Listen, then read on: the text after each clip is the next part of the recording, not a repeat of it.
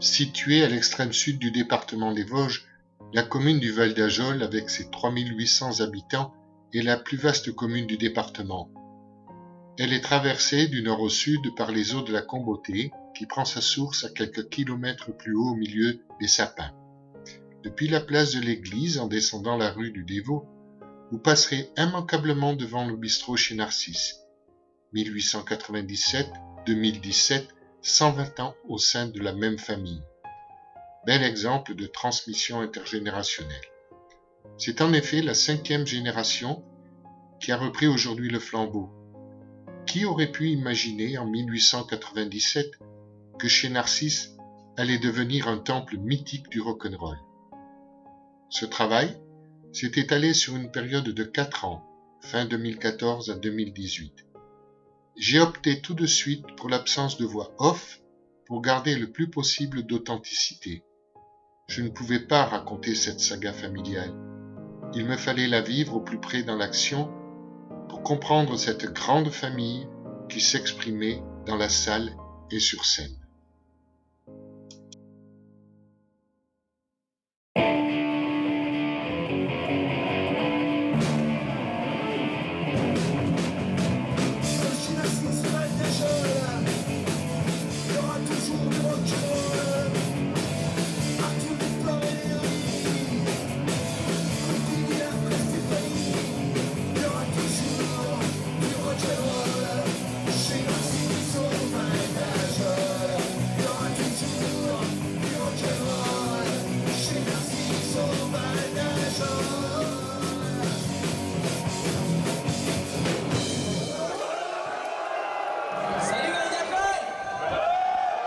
C'est roots, c'est rock'n'roll, c'est chaleureux et on mange bien. C'est notre salle préférée de tout l'Hexagone. Tous les groupes de rock en France connaissent chez Narcisse. Et là, voilà, on a encore pris une tarte quoi, avec les gens qui avaient ici. Les gens sont heureux, les musiciens sont heureux, c'est le plus important. Chez Narcisse, c'est la bonne ambiance, c'est la famille, c'est le sourire, voilà. Ah, la joie, la bonne humeur. C'est un mythe, Narcisse. Le temple du rock'n'roll. C'est pas trop gros, c'est pas trop petit, ça bouge. Narcisse, c'est énorme, quoi. Franchement, il y a une ambiance de fou, on connaissait pas l'endroit, c'est génial, c'est génial. Ça valait le coup de faire 700 km, c'était génial. On a passé une super soirée, c'était le top. C'est un échange, c'est-à-dire qu'il y a le côté où on fait des kilomètres pour venir ici, mais en même temps, on sait qu'on ramène du bon. C'est familial, c'est une salle, c'est super riche, quoi. C'est une bonne salle.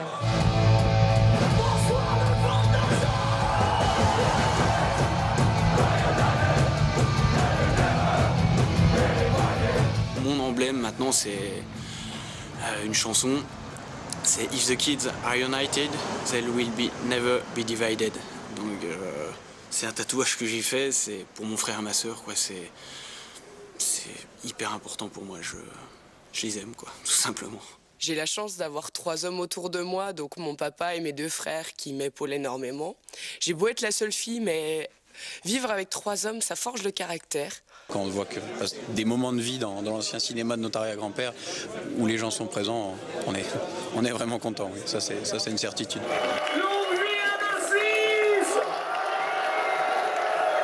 Narcisse, c'est une longue histoire.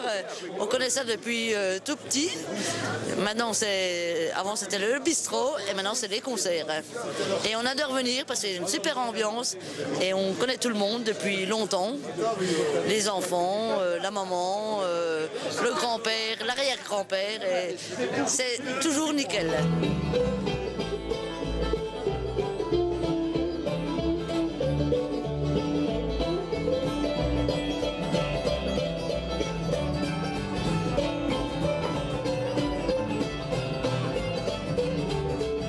C'est Alfred Collot qui est venu apprendre le métier de forgeron, pas loin d'ici, et qui s'est installé dans cette ferme-là. Là, c'était une ferme. Alors ici, c'était la forge. Voyez-vous, c'était l'entrée de la grange, puisque c'était une ferme à l'origine, et là, c'était la forge en terre battue, que j'ai connue, c'était de la terre battue. Dans la cour, on ferrait les chevaux. Mon grand-père a vu que les paysans venaient ferrer leurs chevaux, et entre-temps, ils allaient boire un coup chez les voisins et s'est dit pourquoi moi je ne ferais pas ça. Alors en 1897, il a pris une licence de débit de boisson et il a commencé à vendre la goutte à l'époque, le vin, sur son enclume ou à la cuisine. Ensuite, ma grand-mère a dit, bah, attends, ça marche bien, on va faire un café. Et en 1903, ils ont créé ce bâtiment, vous voyez, qui est collé après la ferme. Ils ont acheté en 1900, 10 000 francs en 1900. Et ça, c'est l'arbre généalogique de Huguette? C'est Huguette qui a fait ça.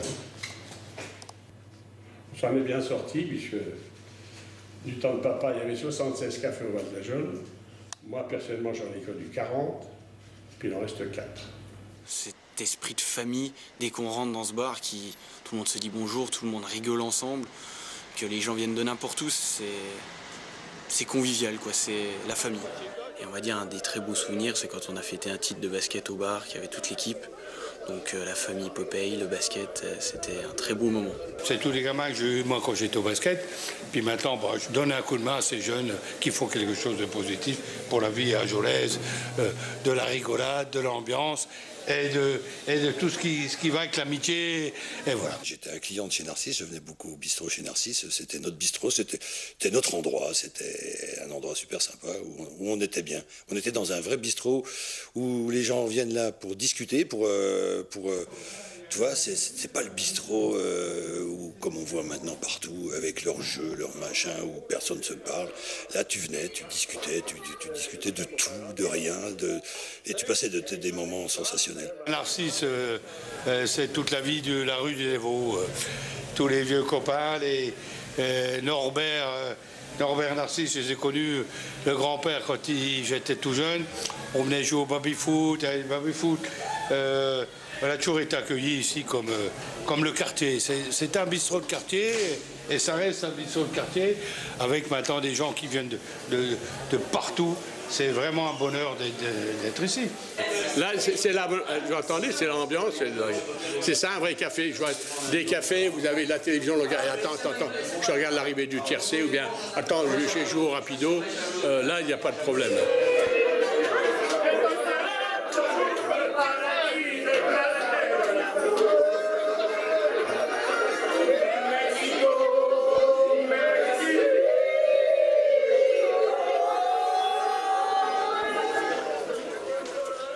Et là, dans le fond, où est ce bâtiment, c'était des jardins. Hein, vous voyez, ça s'arrêtait là. Et après, voilà le cinéma. Baptisé le cinéma du diable. C'est le cinéma en concurrence avec la paroisse. Sans commentaire. Alors, nous allons rentrer. Et il a servi, en 39-40, une journée pour les prisonniers français. Alors ils avaient de la paille, ils dormaient là. Voilà le début du cinéma. Mon père, comme je vous ai dit, Vosgien, maréchal Ferrand, donc le costaud, les pieds bien sur terre, mais enfin costaud et tout.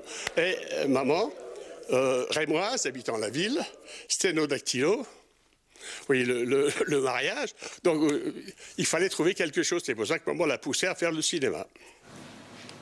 Quand ils ont créé le cinéma, papa et maman demandaient une ouverture spéciale pour faire le bal de l'inauguration du cinéma Eldo il s'appelait, le dimanche de Pâques, 9 avril 1939. 9 avril 39.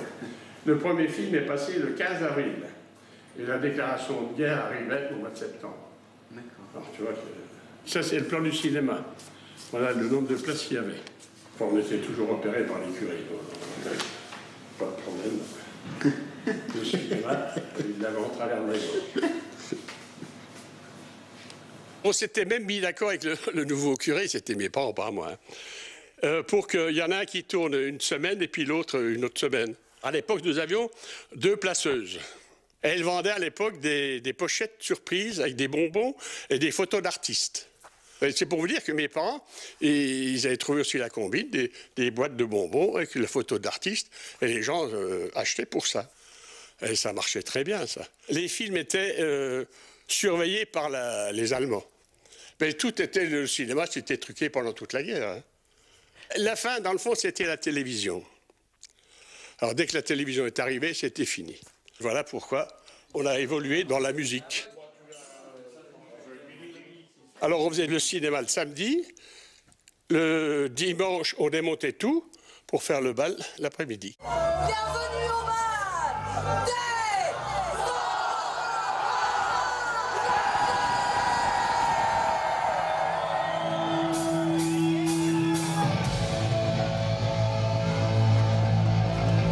des Maman est décédée, après papa a pu le choquer un peu. Il est mort à 89 ans en tenant son café. Après on a repris nous, avec mon épouse, on dit bon, c'est le patrimoine des colos, je suis né là, donc il faut continuer. Nous, on faisait ce qui était fréquent à l'époque, le retour des prisonniers de guerre, les APG, hein, les concours de belote. Alors on organisait des concours de belote, c'était un peu la seule distraction pour le cinéma. Et puis les balles, bien entendu, et puis la foire aux andouilles. On ne peut pas se passer d'un commerce sans faire la foire aux andouilles.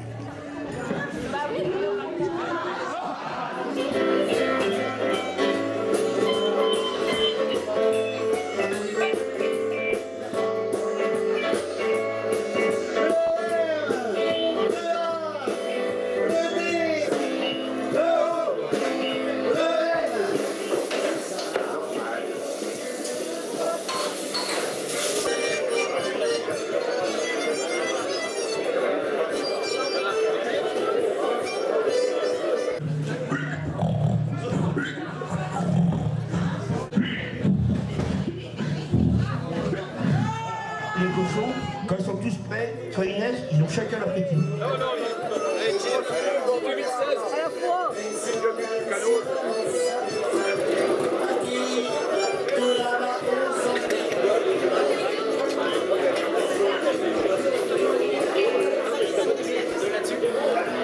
Arthur, t'as pas des billets 10 par hasard, s'il te plaît? Ça va, là? Voilà, oui, toute la famille, on a contribué à faire le café chez Narcisse au départ, c'était chez Colo. Et quand j'ai repris l'affaire avec mon épouse, j'ai dit, tout le monde disait chez Narcisse, on a mis chez Narcisse. Narcisse, il faut reconnaître que c'est pas un prénom courant. Hein. C'est pour ça qu'on l'a gardé, parce que vraiment, c'est du tonnerre. Et je voulais vous parler du troisième personnage, il y a eu Alfred Colo, il y a eu Narcisse Colo, et puis Norbert Colo, qui, très jeune, s'est fait couper les cheveux à la Mohican. Vous avez pu voir la photo, là. Bon. Et maintenant, c'est tout content, puisque les gosses ont mis le symbole avec cette tête-là. J'avais plus de 16 ans, 17 ans à l'époque. Quand je suis rentré coupe Mohican, eh ben, à cet âge-là, j'ai pris une paire de baffes. Hein. Mais c'est beaucoup mieux maintenant. Je vois beaucoup de gens. Bon, il y a beaucoup de narcisses, on en parle de plus en plus. Il y a de plus en plus de coupes à la Mohican. Donc, on était des précurseurs à tout point de vue.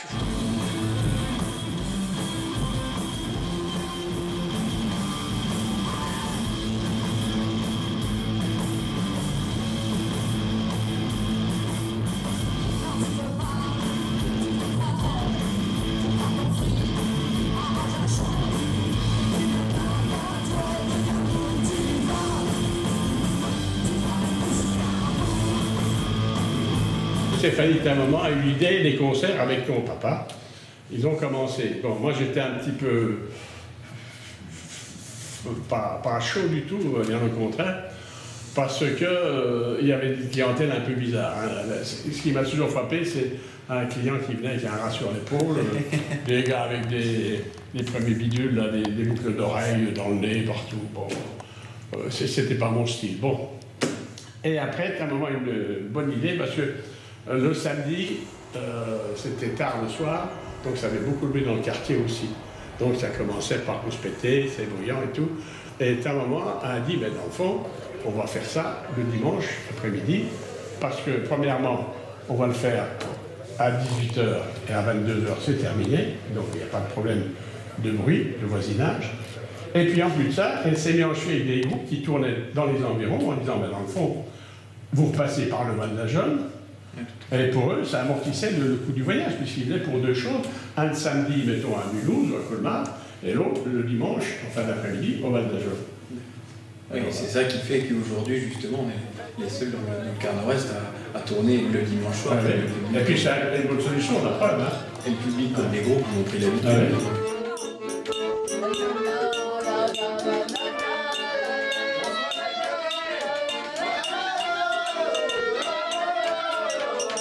On a commencé avec Philippe, Robert et Fanny. On était 4 au début, après il y a eu plein de monde qui se sont greffés, mais le noyau dur c'était ça.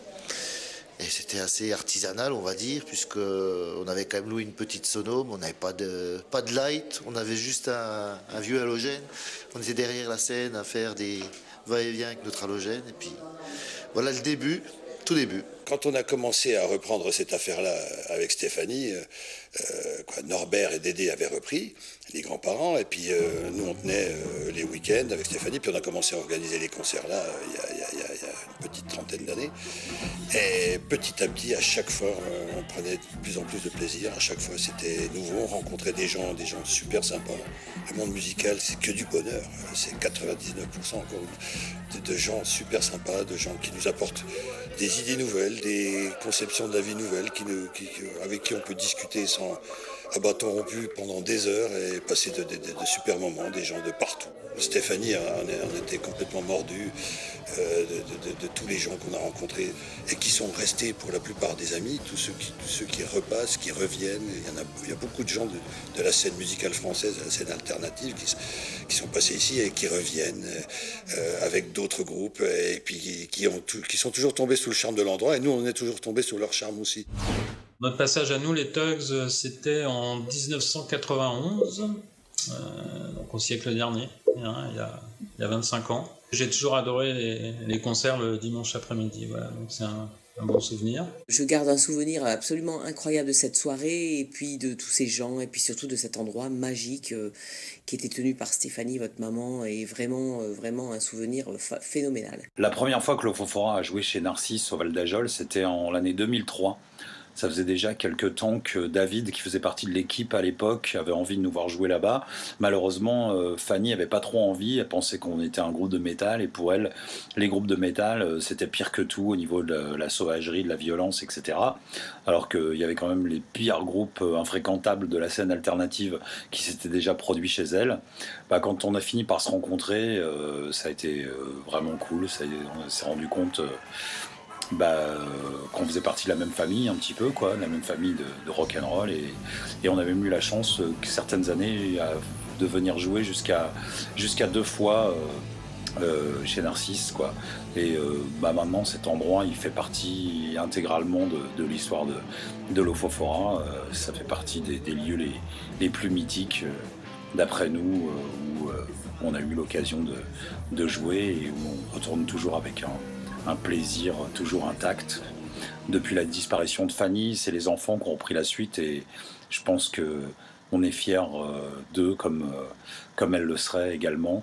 C'est-à-dire que Victor, Arthur, Léonie va vous assurer comme des bêtes, il n'y a pas à dire, quoi. Et voilà, on espère que pendant longtemps encore, cet endroit restera vivant. Je crois que vous êtes déjà la 5e génération. On arrive à la 120e année, je crois, de cette année de l'histoire de ce lieu complètement incroyable. Et d'ailleurs, le public ne s'y trompe pas, parce que maintenant, il y en a qui sont prêts à faire 500 bornes et plus pour venir assister à un concert chez vous. Donc ça, c'est vraiment la grande classe. Donc, à bientôt, hein. On a des groupes comme l'Ofofora, Tagada Jones, Parabellum, dont le chanteur est décédé. On a fait l'hommage le 15 mars dernier. Ces groupes-là venaient déjà au temps de notre maman et ils reviennent. Et ils aiment toujours autant venir ici et c'est un plaisir. C'est même plus des relations, on va dire, de travail, c'est des relations amicales, familiales qu'on a avec eux. C'est un peu comme des tontons, des cousins, des cousines. Quand ils arrivent ici, ils sont à la maison et c'est un bonheur énorme. Je pense que Stéphanie a su créer ce lieu. En tout cas, c'est pas elle qui l'a créé, d'accord. Ça vient d'avant, ça vient de son père, de son grand-père et tout. Mais... nous, c'est la génération qu'on a rencontrée, quoi. C'est elle qu'on a croisée. Et je crois qu'entre parenthèses, on était tous un tout petit peu amoureux d'elle. En secret. En secret, hein, en secret. Hein. On pouvait pas déclarer notre flamme, n'est-ce pas? On a découvert ce lieu totalement par hasard. La patronne des lieux nous a montré la salle de spectacle et je lui avais fait la promesse de revenir pour voir un concert parce que j'avais vraiment été émue par l'histoire de ce lieu. Et voilà, je trouvais cette salle juste sublime Et voilà, j'ai tenu ma promesse et je pense que je reviendrai et je ramènerai encore plus de monde. C'est le cadre qui est intéressant ici. Regarde, tourne ta caméra à gauche, à droite. Un autre son de rock'n'roll, un autre son de rock'n'roll. Un de mes plus beaux souvenirs dans la salle, qui je pense m'a vraiment énormément touché, c'était l'hommage à notre maman, que, on va dire, les Tagada Jones, tous ces groupes Rage Tour ont organisé en mai, juste après le décès de maman, et c'était magnifique, quoi. J'en ai encore des frissons rien que d'en parler. C'est l'hommage à notre maman le 12 mai 2013 et l'hommage à Schulz le 15 mars 2015, qui étaient vraiment les deux plus beaux concerts qu'on a fait depuis notre prise avec mes frères. Et le jour-là, il y a eu 3 heures de concert qui étaient vraiment intenses musicalement. Le public l'a ressenti tout de suite et très très fort en émotion. C'est la seule fois où, depuis que j'ai vu des concerts chez nous, où je suis monté et j'ai slamé. Ça, c'est pour souvenir personnel. Mais tous les 3, je pense qu'on en a vraiment un très bon souvenir parce qu'on en a encore des frissons, on va dire. Vraiment, tellement c'était...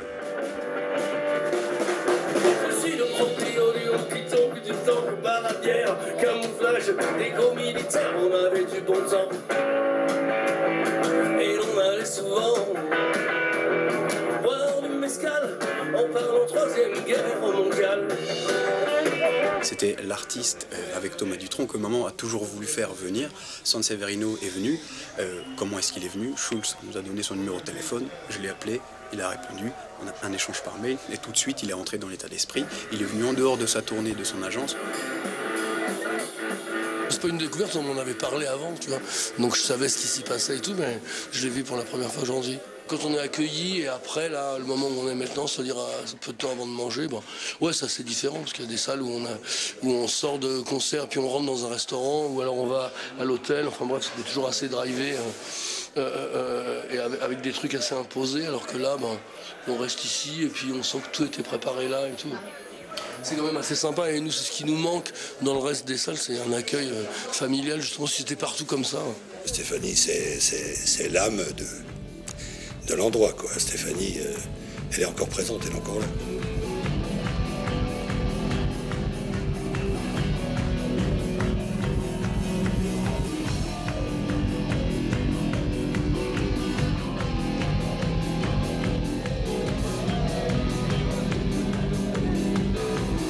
Elle s'attachait au groupe parce qu'elle leur faisait des fleurs aussi. Hein. Oui. Il faut reconnaître que les groupes, ils avaient l'habitude de dire, ben, au moins là, c'est pas des spaghettis bolognaises, hein, parce que partout ils jouaient, hein, c'était des associations qui s'en foutaient, il fallait qu'ils mangent. Que Stéphanie leur faisait leur repas traditionnel du Val d'Ajol, il y avait l'andouille, il y avait les salades de pommes de terre, le master, le vin, bon, comme ils voulaient, et puis la goutte. La goutte, ouais. Alors là... Mais dans le fond, ils sont accueillis ici comme si on les invitait dans la salle à manger. Voilà. Donc, Ici, on est dans un village quand même qui a un caractère, qui a une personnalité. On a un site remarquable du goût. On a là aussi sur le Kirsch, on a des très bons produits qu'on veut leur faire goûter. Et ça, c'est une chose, on va dire, à partir de l'accueil. Au jour d'aujourd'hui, on essaie de se remettre en question constamment, que ce soit sur l'accueil technique, sur les locaux, sur tout ce qu'on peut apporter davantage pour le confort des musiciens derrière, pour qu'ils repartent toujours avec un bon souvenir. Donc on prévoit encore des améliorations derrière dans la salle et de manière générale, on va dire. Salut Victor, Arthur, Léonie, c'est Polo, chanteur des Satellites. J'étais venu chez vous il y a bien longtemps et je me souviens que j'avais mangé une salade d'andouille avec des pommes de terre très tôt le matin comme petit déjeuner après une nuit bien arrosée.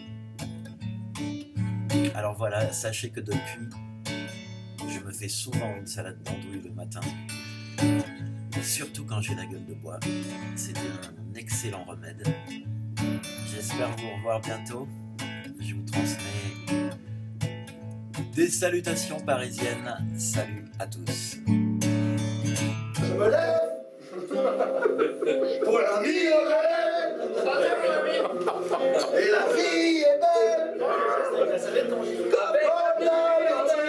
Je Je me souviens quand même d'une tablée d'après-concert, des grandes tablées en bois où on nous avait servi, enfin on avait bien ripaillé, bien festoyé, puis on avait bu, si mes souvenirs sont bons, des espèces de gnôle maison qui étaient absolument épatantes.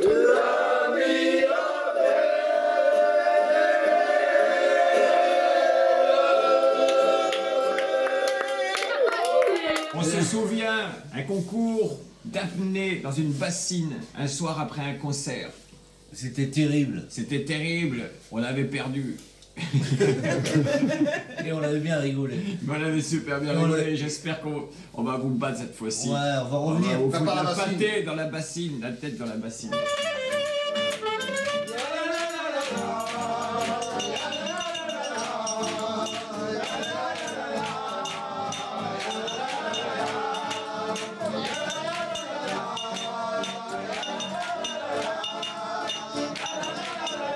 Dans la cuisine, où vous étiez à la cuisine jadis, les amis intimes, c'était plus des clients, des amis, venaient et ils chantaient à tour de rôle. Chanson. Chanson. Qu'est-ce qu'on chante? Chanson. Au Val d'Ajol, au château, Val d'Ajol. Et la chanson de papa, c'est des foufrous, foufrous. Certainement la femme, ce foufrou de l'homme trouble l'âme. La musique lui voit, ton Dieu lui voit, le blues. On sent toute l'histoire de voilà tout ce passé là qui s'est passé ici. Il y a dû y avoir des bastons, des fiestas, voilà, ça a dû trinquer. Voilà, on sent tout ça quand on joue ici. Et puis les gens sont très chaleureux. Voilà, c'est des endroits qu'on croise rarement dans sa vie.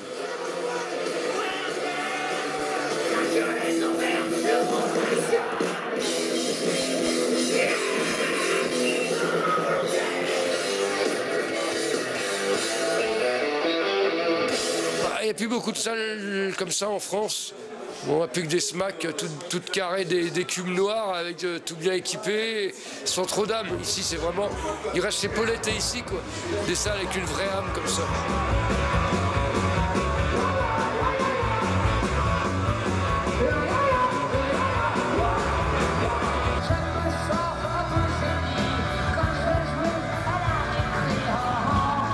On est venu jouer ici il y a à peu près 1 an et demi, 2 ans.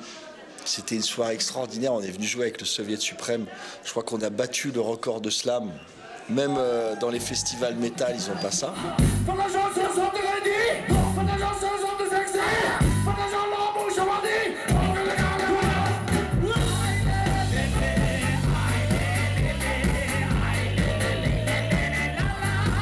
Et la salle, alors là, elle est mythique. On la connaît bien qu'on n'a jamais mis les pieds, mais on la connaît de réputation. Donc j'ai des amis qui y ont joué. Et donc c'est un honneur de jouer dans ce temple du rock et du punk. Beaucoup d'énergie positive.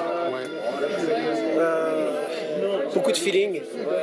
C'est tout ce qu'on demande.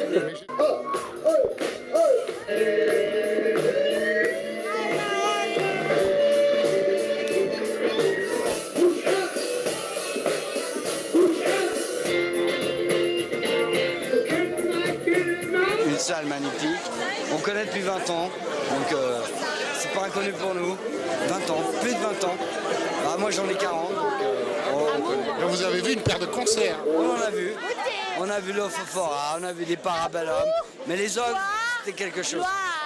C'est comme si on était dans une autre planète, on peut discuter avec tout le monde, on peut faire un peu ce qu'on veut, enfin c'est ça qui est plutôt chouette quoi. Et puis je veux dire l'ambiance est super bonne, les gens sont super sympas, la bière est super bonne aussi. Donc à partir de ce moment-là, enfin je veux dire, c'était pour moi quand on me disait Narcisse avant c'était liberté, c'était la liberté. Il y a des bonnes ondes dans cette salle, voilà. Et puis le cadre dans les Vosges, tout ça, enfin c'est incroyable, moi j'adore.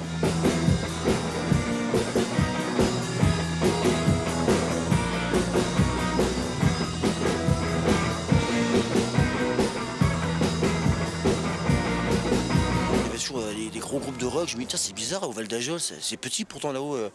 Et comment ça se fait que tous les groupes viennent là-bas? Et petit à petit, je suis allé voir les premiers concerts et j'ai trouvé cette salle mythique avec toutes les affiches au mur. Et puis, forcément, je me dis, oh, j'aimerais trop jouer un jour dans cette salle. Tous les groupes seront venus là-dedans, le groupe de rock, ça serait bien. Et puis, on a eu la chance de jouer en 2009 avec Marseille sans casse en première partie. Et puis là, ce soir avec les Rampasses, donc que du bonheur.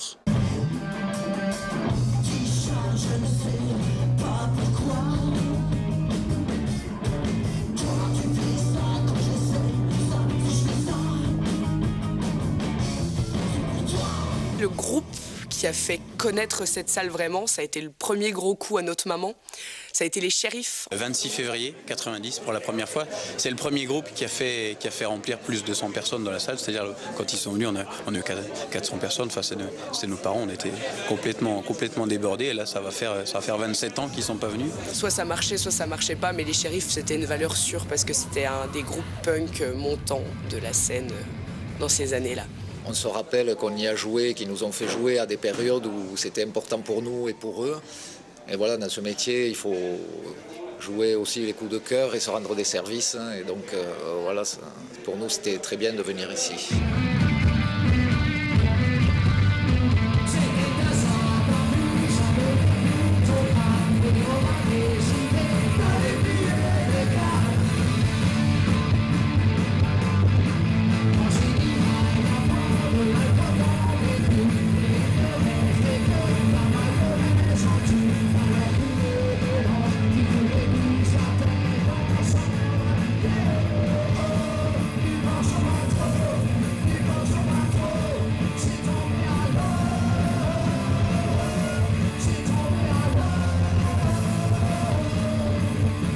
Magnifique.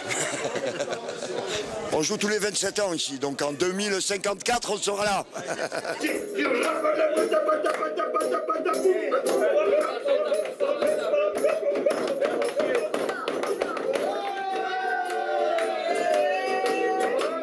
Au départ, on était un peu regardé bizarrement avec ce qu'on faisait comme musique, avec le style de musique qu'on faisait, les gens qu'on faisait venir.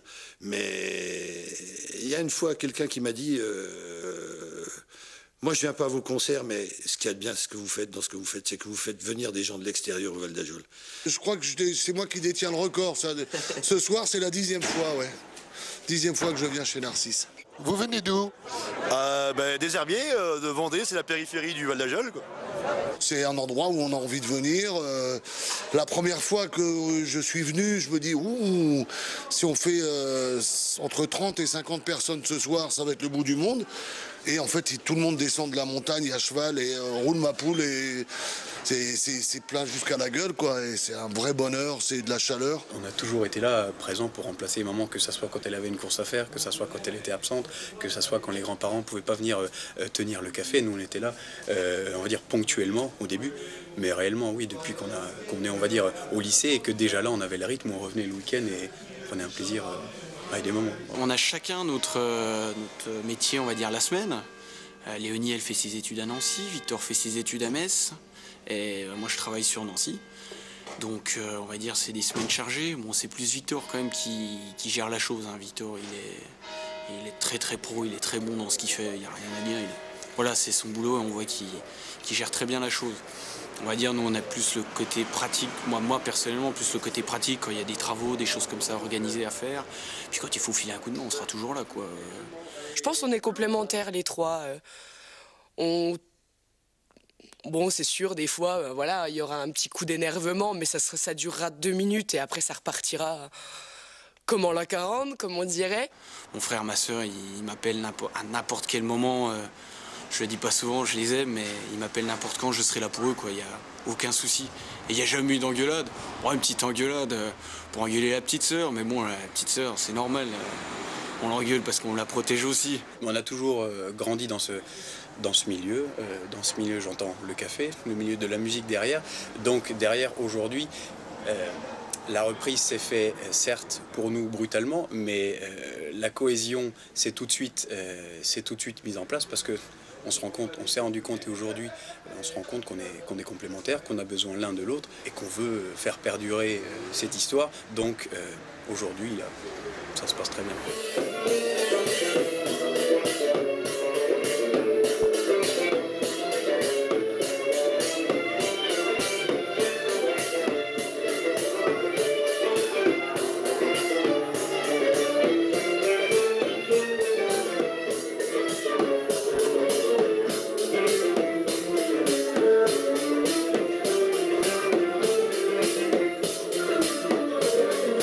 C'est une histoire de famille. Voilà, Léo, Arthur et Victor ont repris le flambeau de leur maman et c'est bien. Et moi je suis là pour les soutenir avec mon appareil photo à chaque fois. Steph a été au bistrot avant. Et d'ailleurs depuis qu'ils l'ont refait, franchement c'est carrément lumineux, en jaune et rouge, les couleurs. Elle serait fière à Steph quoi. Stéphanie avant, hélas, machin, les mômes qu'on repris, Victor, tout ça, et puis c'est juste c'est le pied quoi. De surcroît la salle sonne bien. En tant que musicien, c'est une salle, c'est du bois, donc ça a une certaine résonance. Si on met du carrelage, dans la salle de bain, quand vous tapez dans les mains, ça fait comme ça. Là c'est du bois, c'est chaleureux, voilà, c'est juste impeccable. Ça faisait partie des lieux en France, et particulièrement celui-ci, auquel il tenait beaucoup par la façon dont il avait été accueilli. Et ce qui l'a beaucoup touché, évidemment, c'est la disparition de votre mère. Mais c'est le fait que vous, les enfants, vous ayez repris la relève d'une façon magnifique. Ah oui, ça, je crois qu'il n'aurait pas voulu louper ce moment-là. C'est lui qui a assuré. Ouais, mais... C'est lui qui a assuré. Ouais, enfin, il a assuré parce que vous étiez là. Tous ces gens qui organisent des concerts, toute la famille Colo et tous les gens qui se cassent le cul pour faire des choses extraordinaires ici. C'est un lieu qui met vraiment à cœur à Schulz. Alors on est tous super contents d'être avec vous ici ce soir.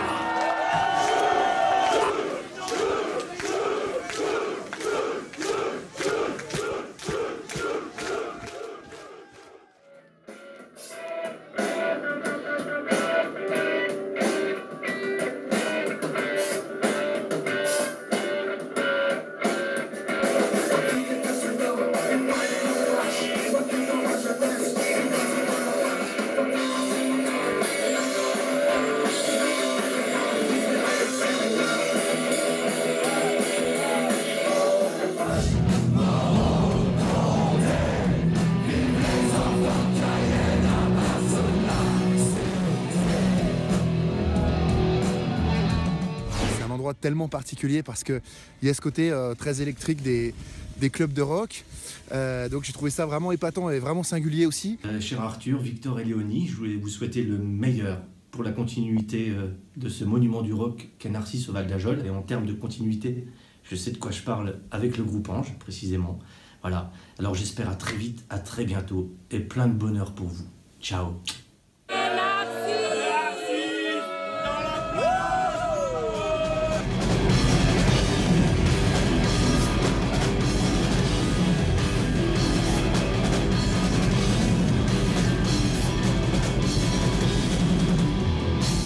D'autres groupes qui sont venus une fois depuis notre reprise et qui ont adoré, ils veulent revenir, comme Elmer Footbeat qui sont venus 2 fois en 2 ans.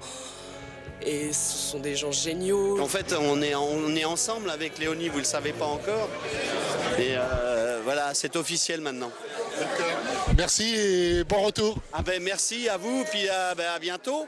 Hein, et puis vive Narcisse. Hein. Et encore pour au moins autant.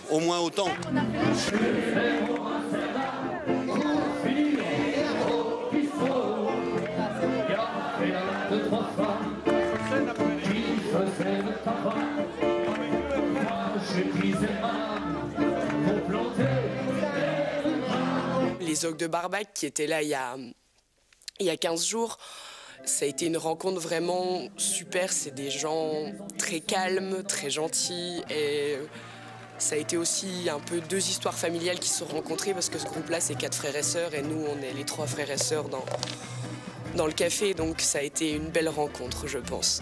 On a tout de suite vu qu'il y avait un accueil chaleureux et que c'était une salle à dimension humaine. Ce qui est rigolo, c'est que c'est une histoire familiale et nous, c'est une histoire familiale. Donc vraiment, on a carrément notre place ici et on est super contents d'avoir participé au moins une fois à l'histoire de chez Narcisse.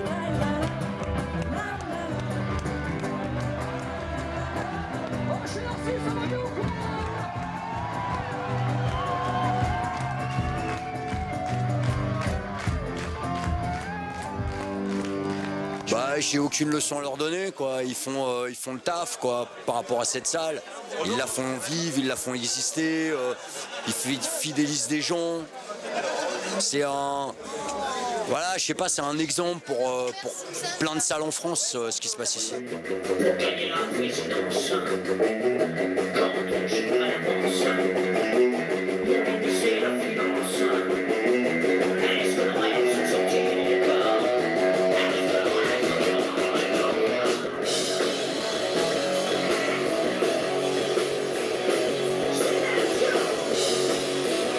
Là, je suis content parce que c'est quand même la 4e génération. Hein. Alfred, Narcisse, Norbert, Stéphanie et même les gosses maintenant. On est super content que les enfants aient su garder l'endroit avec le même truc, quoi. J'aime beaucoup ici, c'est le côté intergénérationnel c'est-à-dire qu'on ne retrouve pas forcément dans d'autres salles. Il y a une certaine ambiance, mais on a une certaine tranche d'âge, tout ça. Ici, il y a Tata qui vient nous accueillir, la mamie vient de se faire tatouer, il y a les petits dans les bras. C'est assez rare et précieux finalement. Et c'est chouette. Pour nous, c'est toute notre jeunesse et maintenant c'est notre presque vieillesse. Je suis déjà venu plusieurs fois. La première fois, c'est quand j'avais 13 ans. L'anti-TF1, voilà. C'est la résistance à la culture aseptisée. Tout le monde est content. Les gens sont gentils. Il y a tout le monde, des petits comme ça, des grands comme ça. Gravité, simplicité, bonheur, c'est le terme, bonheur. Le public est très chaleureux. Les jours de concert, c'est sûr, je vais un peu partout, mais j'adore discuter avec les gens, j'adore avoir leur avis sur les concerts, j'adore savoir s'ils ont passé une bonne soirée. Amazing. Le concert. C'était super cool. Coucou, c'était cool. Good. Yes. Rock and roll. C'est des amateurs de musique, c'est pas des buveurs. C'est des gars qui viennent pour écouter de la musique. Mais ils viennent pas pour se saouler, pas du tout. Ils vont, et d'ailleurs, ils mangent. Hein, les gosses font des tas de choses avec. Et on a passé le cap du lard grillé, des frites, etc. Mais de plus en plus embarqués. Et voilà. Et les gens prennent plaisir parce qu'ils aiment la musique, voilà. Il paraît que c'est les 120 ans. 120 ans, putain. Mais vous les faites pas, bande d'enfoirés. La programmation des 120 ans, donc aujourd'hui avec No One is Innocent, qui n'était pas venu depuis 2011 et qui était venu pour la première fois en 2007. Là, c'est l'avant-dernière date de leur tournée, donc ils sont bien contents de revenir, nous aussi.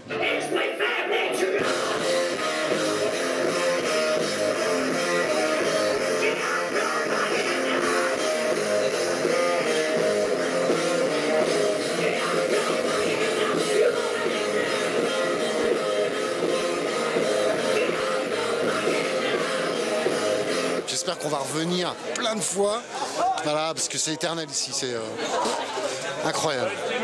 On a trippé, yeah. Ensuite, Elmer Footbeat qui vient pour une date des 30 ans de leur tournée.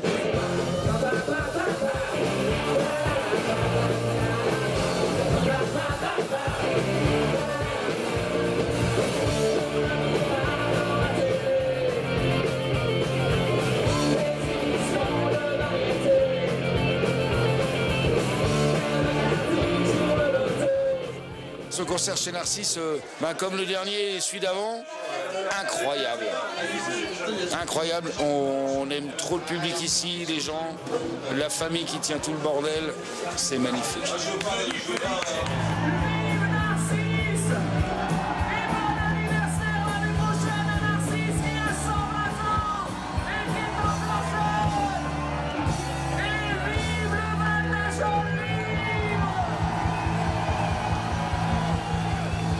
Programmation, c'est du travail, mais c'est du plaisir, et tout en essayant de le faire dans la continuité de ce qui s'est déjà fait.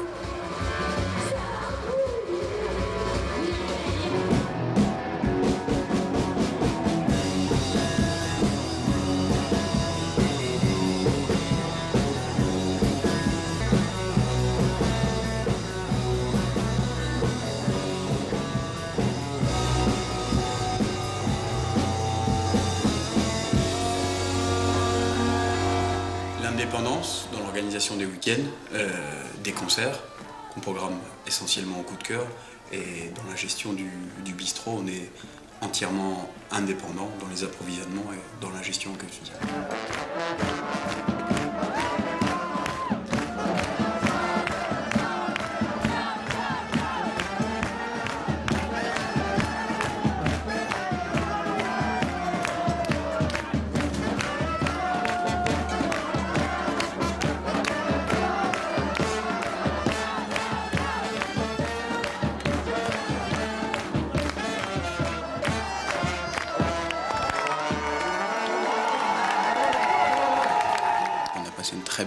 Très belle saison pour les 120 ans, qu'on a commencé en octobre 2016 et fini en mai 2017 avec un concert le 7 mai et notamment le lancement de notre bière. Alors, pour résumer très rapidement pourquoi on a sorti une bière, quand on a repris en 2012, on va dire j'étais très proche du grand-père, c'était un peu le guide, le conseiller. Au moment où je lui ai posé la question du pourquoi des couleurs de l'établissement, rouge et jaune, Norbert nous a dit c'est simple. Le slogan de Narcisse, c'était le rouge pour le vin, le jaune pour la bière. Un vrai bistrot, c'est un bon vin, une bonne bière. À partir de là, on s'est dit, ben pourquoi pas réfléchir à brasser une bière. Donc c'est une idée qui a pris très longtemps. Elle a pris, on va dire, 5 ans pour mûrir.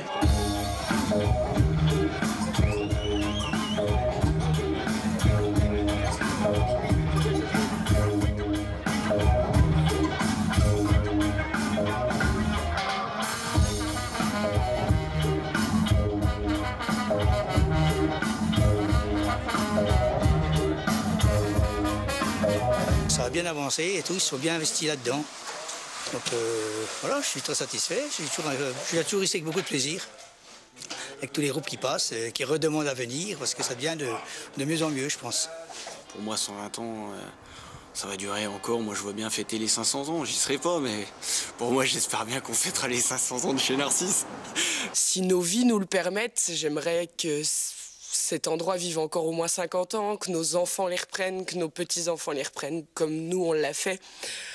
Ça serait vraiment la plus belle fierté que j'aurais. Ça serait un hommage à notre maman, à notre grand-père. Je me vois pas arrêter comme ça. Garder toujours en nous ce supplément d'âme qu'on a envie de mettre pour que ça soit servir un canon au bistrot, que ça soit organiser un concert, que ça soit organiser, recevoir du monde dans la salle. Les enfants ont des projets, ils ont envie de faire plein de trucs. Et ben voilà, on fera tout ce qu'il faut pour les aider, puis pour qu'ils y arrivent. Pour moi, c'est... Ce sont mes petits-enfants qui ont repris. Hein? Alors là, ça me fait plaisir, parce que au moins les colos continueront dans la tradition musicale. Et là, et surtout, ils ont de bonnes idées, hein. Ils ont eu un beau cadeau en héritage. Je pense qu'ils s'en sont bien occupés, qu'ils entretiennent bien l'histoire. Alors j'ai envie de leur dire de continuer et que j'espère qu'on reviendra très vite et qu'on verra encore l'histoire évoluer. Arthur, Victor, Léonie, je vous souhaite qu'une chose, c'est que vous fassiez perdurer cette salle et cet endroit encore pendant 5 générations. Ok ?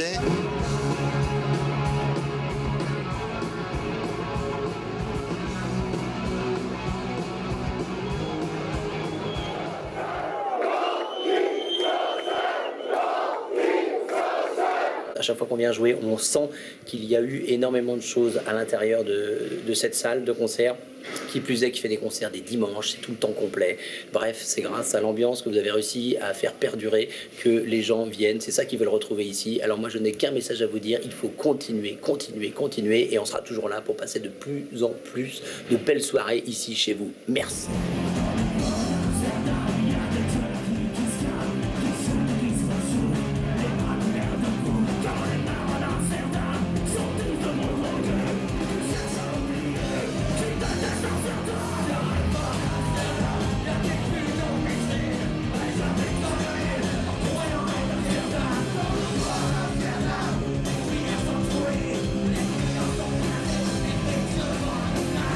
Arthur, Victor et Léonie, sans vous, le rock'n'roll français n'existerait même pas. Il y a plein de groupes qui viennent, les Vampas, Tagada Jones et tout ça, donc j'espère que ça leur donnera le moral et l'idée de continuer. Parce que des endroits comme ça, perdus en pleine campagne, il n'y en a pas beaucoup pour les gens qui veulent voir du rock'n'roll, quoi. faut absolument continuer, maintenir le truc et voilà, bravo aussi. Parce que c'est pas non plus forcément facile. Donc c'est cool qu'il y ait encore ça. Je viens ici par plaisir, hein. Et puis je donne des coups de main parce que bon, c'est quand même un truc de bénévolat ici, hein. C'est bon enfant, c'est familial, c'est voilà. Ce sont des enfants plein de courage, plein de bonnes idées, pourvu que ça dure.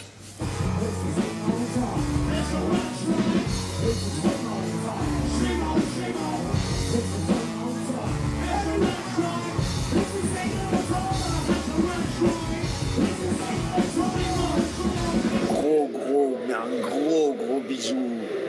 Hein? Bisous les vôtres. Merci à Victor et à toute son équipe. Merci pour l'accueil, merci de nous recevoir. Et merci de faire en sorte que ce lieu existe encore. Big up! Au début, quand j'ai repris avec mes frères et sœurs 2012, servir au comptoir, gérer l'entreprise pouvait parfois paraître délicat, notamment sur l'aspect affectif, émotionnel. Ça évolue au fil du temps, c'est s'adapter, c'est faire des changements sans tout bouleverser, c'est mettre notre touche en fonction de comment on perçoit les choses. On s'appelle les trois, on décide ensemble. J'ai plus ce côté, on va dire, rapport humain, quoi, à donner un coup de main, plus relationnel avec les gens, discuter, plus cette chose-là. Léonie, en ce moment, travaille sur Paris, toujours dans le monde de la musique. Donc vraiment le domaine qui lui plaît.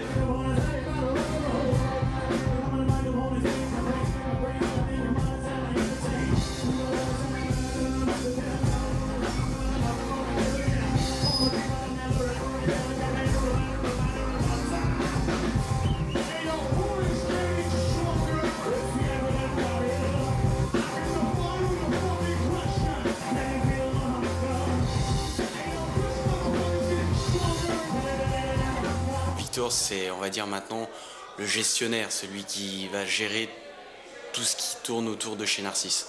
C'est la personne, je ne vais pas dire patron parce que c'est mon frangin, quoi, mais c'est le chef qui organise, qui prépare, qui anticipe tout, qui s'occupe de tous les événements, de la création de la nouvelle bière, qui déborde d'idées pour développer chez Narcisse et tout. C'est pas du court terme, c'est pas du one shot, c'est pas au week-end, on cherche à être là sur le long terme, s'inscrire dans une lignée et faire comprendre aux gens que Narcisse a un ancrage depuis 120 ans, mais que Narcisse n'est pas prêt de s'arrêter.